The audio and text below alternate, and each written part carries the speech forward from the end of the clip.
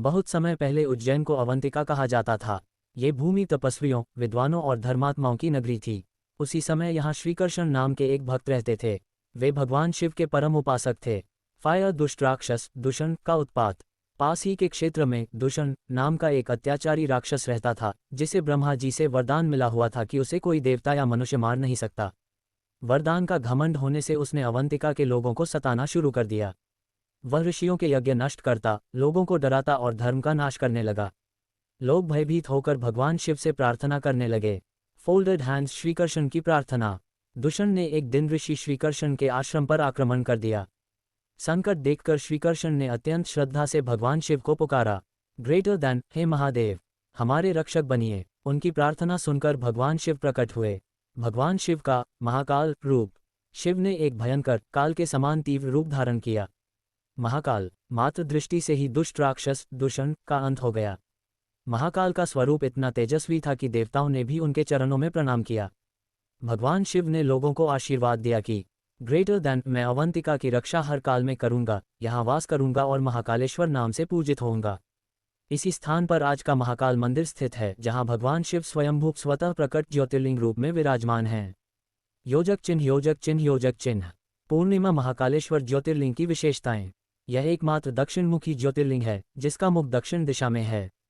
इसे कालों के भी काल महाकाल कहा जाता है। यहाँ की भस्म आरती विश्व में अद्वितीय है, जिसे सुबह ब्रह्म मुहूर्त में किया जाता है।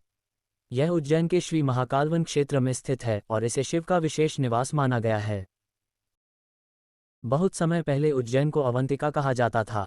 ये भूमि तपस्वियों, विद्वानों और धर्मात्माओं की नगरी थी। उसी समय यहाँ श्रीकृष्ण नाम के एक भक्त रहते थे। वे भगवान शिव के परम उपासक थे। फायर दुष्ट राक्षस दूषण का उत्पात। पास ही के क्षेत्र में दूषण नाम का एक अत्याचारी राक्षस रहता था, जिसे ब्रह्मा जी से वरदान मिला हुआ था कि उसे कोई देवता या मनुष्य मार नहीं सकता। वरदान का घमंड होने से उसने अवंतिका के लोगों को सताना शुरू कर दिया। वह ऋषियों के यज्ञ नष्ट करता, लोगों को डराता और धर्म का नाश करने लगा। लोग भयभीत होकर भगवान शिव से प्रार्थना करने लगे। फोल्डेड हैंड्स श्रीकृष्ण की प्रार्थना। दूषण ने एक दिन ऋषि श्रीकृष्ण के आश्रम पर आक्रमण कर दिया। संकट देखकर श्रीकृष्ण ने अत्यंत श्रद्धा से भगवान शिव को पुकारा। ग्रेटर दैन, हे महादेव, हमारे रक्षक बनिए। उनकी प्रार्थना सुनकर भगवान शिव प्रकट हुए। भगवान शिव का महाकाल रूप।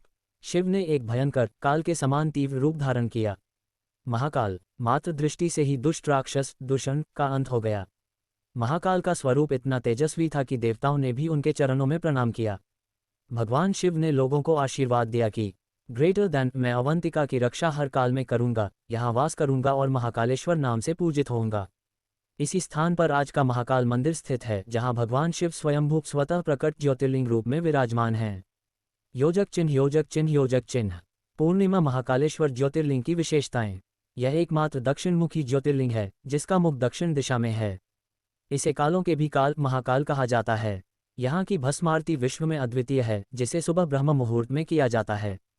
यह उज्जैन के श्री महाकालवन क्षेत्र में स्थित है और इसे शिव का विशेष निवास माना गया है।